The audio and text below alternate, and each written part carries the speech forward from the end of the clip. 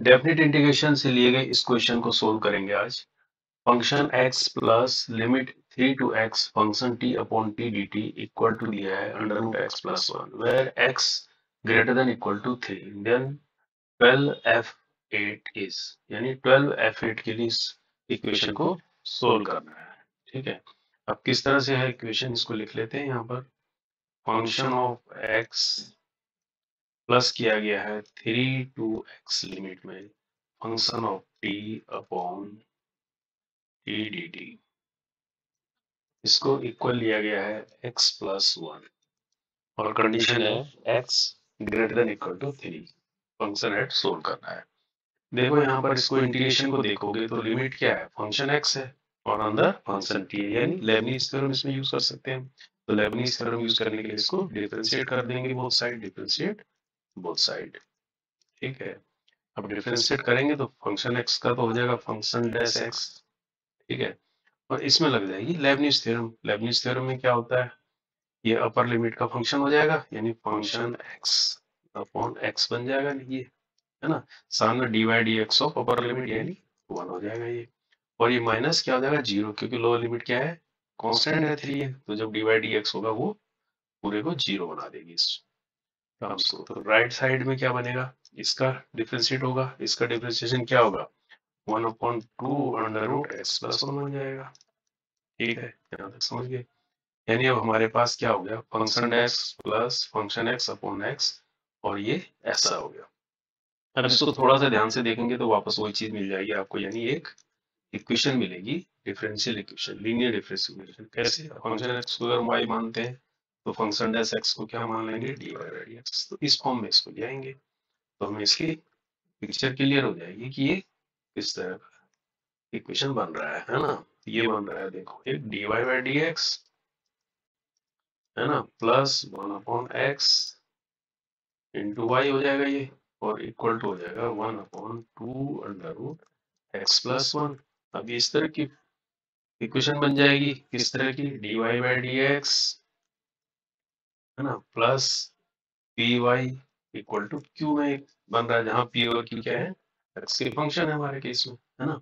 तो इसका सॉल्यूशन क्या होता है, इसका सॉल्यूशन होता है क्या, y into integration factor equal to होता है, इंटीग्रेट करते हैं किसको, इंटीग्रेशन फैक्टर के साथ q को, इसके रेस्पेक्ट में x के रेस्पेक्ट में dx, प्लस आ जाएगा इंटीग्रेशन कांस्टेंट। और यहाँ पर आई एफ की वैल्यू क्या होती है बताइए आपको, इंटीग्रेशन पी डी एक्स होता है ये। ठीक है, तो ये रूल अब हम यहाँ यूज कर लेंगे। यूज करेंगे तो पहले इसको थोड़ा सा कंपेयर कर लेते हैं कि हमारे पास पी कितना है और क्यू कितना है।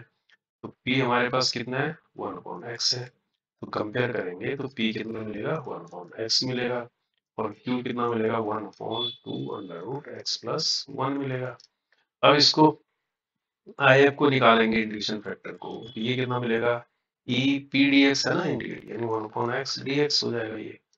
तो इसको आगे इंटीग्रेट करेंगे तो ये लोग बेस ही एक्स आ जाएगा, यानी ये एक्स मिल जाएगा। तो आई एफ आपको एक्स मिल गया। अब इसका जो अगर सोल्यूशन निकालने जाएंगे हम y इंटू आई एफ करेंगे, यानी y इंटू एक्स हो जाएगा लेफ्ट साइड में, यानी y इंटू एक्स हो जाएगा, और राइट साइड में इंटीग्रेशन के अंदर x और q आ जाएगा 1/2 under root X plus one, साथ में dx हो गया और प्लस हो गया कांस्टेंट c।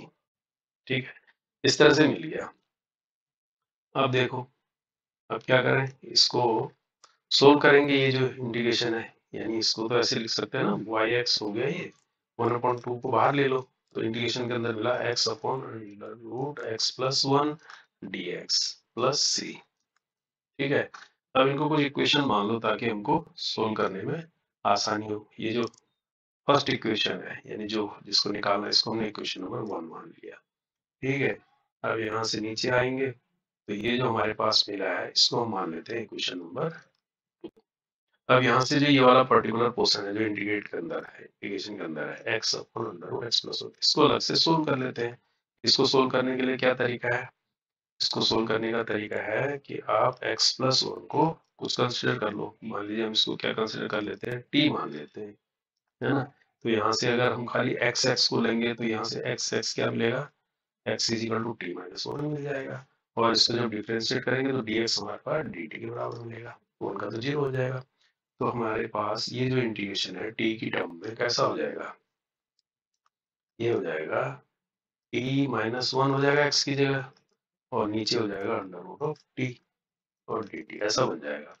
जब इसको सोल्व करने चलेंगे तो इसको अलग अलग लिख सकते हैं हम, T upon under root T लिखेंगे, है ना, तो वो क्या आ जाएगा, अंडर रूट टी ऊपर चल जाएगा, यानी टी की पावर 1/2 हो जाएगा, ये समझ रहे हो, ये dt बन जाएगा, माइनस ये क्या बन जाएगा, 1 अपॉन अंडर रूट टी अलग हो जाएगा, यानी टी की पावर माइनस 1/2 dt बन जाएगा। समझ गए नहीं समझ गए। अब इसको और सोल्व करेंगे, अब तो इंटीग्रेशन हो सकता है ना ये अलग अलग।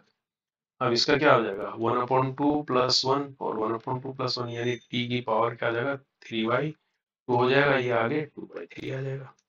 ठीक इसी तरह से क्या होगा, माइनस 1 और 2 का ऐड करेंगे तो टी की पावर 1/2 होगा और 2 आगे आ जाएगा, ऐसा बन जाएगा ये, है ना। अब इसको दोबारा से हम लेंगे वापस x में रख देते हैं, इसको वापस x की फॉर्म में रख देंगे, x की फॉर्म में रखने के लिए, यानी t इक्वल टू क्या है, x प्लस 1, टी की जगह x प्लस 1 रख देंगे, 2/3 x प्लस 1 हो गया, ये पावर होगी 3/2 माइनस 2 x प्लस 1 का अंडर रूट, यानी 1/2, ऐसा बन गया ये। समझ रहे हो, ये किसकी जगह आया, ये इसकी जगह आया, यानी इसका जो इंटीग्रेशन ऐसा आ गया।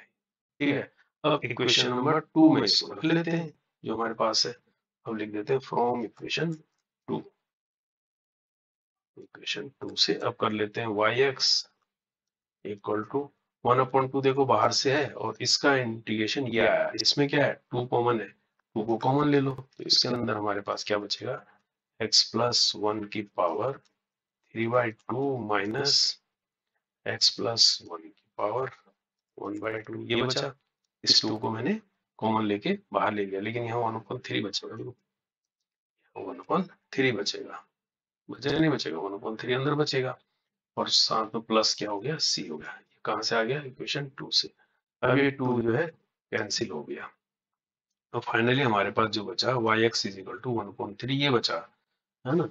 तो अब हम देखो y को वापस अपने फंक्शन में लिख देंगे, y क्या है, फंक्शन x है ना, तो फंक्शन x हो गया ये, इस x को चाहे आगे लिख लो, ऐसा हो गया ये, और यहाँ पर क्या बचा, 1/3 x प्लस 1 की पावर 3/2 माइनस x प्लस 1 की पावर 1/2 और प्लस c, ये कौन सी इक्वेशन होगी, अब इसको इक्वेशन नंबर 3 बोल देते हैं। ठीक है, अब हमारे पास देखो हमें निकालना है क्या, फंक्शन में आंसर निकालना ना, फंक्शन 8 निकालना है, 12 फंक्शन 8, और उसके लिए हमारे पास कांस्टेंट है c। अब इक्वेशन नंबर 1 से देखो, यहाँ पर ये पढ़ो, ये क्या लिखा है, x की वैल्यू क्या है, ग्रेटर देन इक्वल टू 3, या तो x की वैल्यू 3 भी हो सकती है और ग्रेटर देन भी हो सकती है, तो x इज इक्वल टू 3 के लिए हम इक्वेशन 1 को सोल्व करते हैं, x इज इक्वल टू 3 के लिए इक्वेशन सोल्व करते हैं, फ्रॉम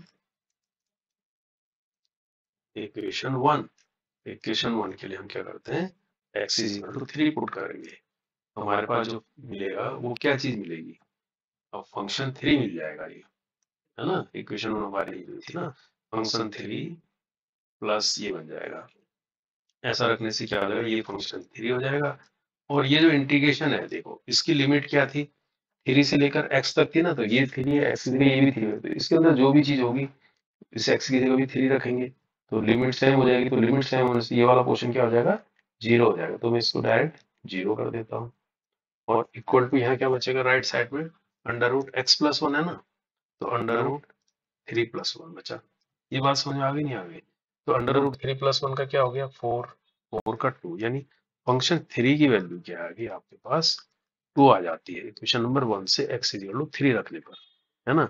अब जब फंक्शन 3 हमारे पास 2 आ गया, अब इस इक्वेशन नंबर 3 में हम फंक्शन 3 को सोल्व करके c निकाल सकते हैं, अब क्या करें, फ्रॉम इक्वेशन 3, ये बात समझ रहे हो, हमने x को 3 क्यों रखा, क्योंकि इसने दी थी कंडीशन, क्या दी थी, x greater than equal to 3 है हमारे पास इन इक्वेशन 1, इक्वेशन 1 में ये चीज दी है, उसको हमने यूज किया, x इज इक्वल टू 3 लगा के इक्वेशन 1 से हमने फंक्शन 3 निकाल लिया। अब इक्वेशन नंबर 3 में आएंगे, इक्वेशन नंबर 3 में हम 3 के लिए इसको सोल्व करेंगे, x इज इक्वल टू 3 रखेंगे, तो यहाँ आ जाएगा 3 फंक्शन ऑफ 3, यहाँ पर 1/3, जहां जहां x है वहां 3 रखेंगे, 3 प्लस 1 हो जाएगा 4 और 3/2, यहाँ पर भी 4 की पावर 1/2 और प्लस सी। अब सी निकालने के लिए हमें फंक्शन 3 मिल गया 2, तो 3 और 2 यानी 3 × 2 हो गया ये, है ना। और यहाँ पर इसकी वैल्यू कितनी आ जाएगी, 4 का 3/2 है यानी 4 का 1/2 तो हो गया 2, स्क्वायर 2 हो गया, 2 को 3 टाइम मल्टीप्लाई करेंगे तो इंटू 8 आ जाएगा नहीं आ जाएगा। यहाँ पर इसका अंडर रूट क्या आ जाएगा 2 और प्लस सी, तो अल्टीमेटली सी निकल जाएगा यहाँ से। कैसे, ये हो जाएगा 3 × 2 = 6 और इधर जाएगा तो 8 हो जाएगा ये, है ना। तो C इज इक्वल टू क्या हो जाएगा, 8 इधर आ जाएगा ना, 8 - 8/3 हो जाएगा ये। 3 × 8 = 24, 24 में से 8 गया 16, यानी 16/3 जो है आपका C निकल आया। जब C इतना निकल आया तो दोबारा से फ्रॉम इक्वेशन 3 में अब जो है C को रख दो, put C is equal to 16/3, constant था ना ये, इसको हमने रख दिया। अब हमारे पास क्या निकलेगा, x function of x is equal to 1/3 x plus 1 की पावर है 3/2 माइनस x प्लस 1 की पावर है 1/2, और यहाँ पर आ जाएगा प्लस 16/3 C की जगह। ऐसा बन गया। अब निकालना है क्या भैया, 12 फंक्शन 8 निकालना है ना। तो पहले फंक्शन 8 निकालो, तो फंक्शन 8 निकालने के लिए यहाँ पर 8 रख दो x की जगह, ये भी फंक्शन 8 हो जाएगा। तो जहां जहां x है वहां 8 रख देंगे, 8 रख देंगे तो ये क्या हो जाएगा 9, है ना। 9 की पावर 3/2 हो जाएगा ये, और यहाँ भी 9 की पावर 1/2 हो जाएगा, प्लस 16/3। अब इधर सोल्व करेंगे तो 9 देखो, 9 का अंडर रूट क्या होगा 3, 3 को 3 टाइम मल्टीप्लाई करेंगे 27, 27/3, तो 27/3 हो जाएगा ये। और यहाँ अंडर रूट 9 3 आ जाएगा, प्लस 16/3 आ जाएगा। ये हो गया 8 ऑफ फंक्शन ऑफ 8। ठीक है, और मल्टीप्लाई कर दो इसको, मल्टीप्लाई क्या, इसको डिवाइड कर दो, 3 9 जा 27, 9 में से 3 गया 6, तो यहाँ पर देखा जाए तो क्या हो गया 6 प्लस 16/3, 6 3 जा 18, 18 और 16 34, 34/3 आ गया राइट साइड में। तो फंक्शन 8 अगर खाली देखा जाए तो 8 इधर चला जाएगा, 34/8 3 जा 24, ये आ जाएगा। हमको चाहिए 12 फंक्शन ऑफ 8, यानी हमें चाहिए 12 फंक्शन 8, यानी 12 × 34/24, है ना। 12 2 जा 24 इक्वल टू 17, तो 17 इसका आंसर आ जाता है। तो कैलकुलेशन है लास्ट में, बस इसमें क्या याद रखना है आपको कि कांस्टेंट C कैसे निकाला जाए, उसके लिए हम x को 3 लेंगे, बाकी तो आप समझ ही गए होंगे। ओके, इस तरह से क्वेश्चन सोल्व होगा, तो इसका आंसर हो गया 3। ओके।